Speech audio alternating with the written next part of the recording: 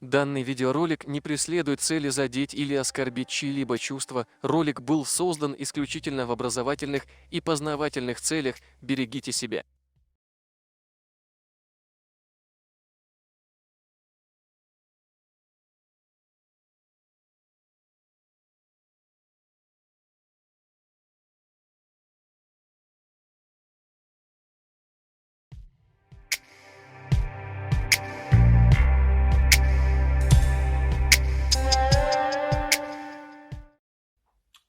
Вот вы знаете, когда белорусов называют бульбашами, а украинцев хохлами, россияне, ну, это я списываю на отсутствие воспитания.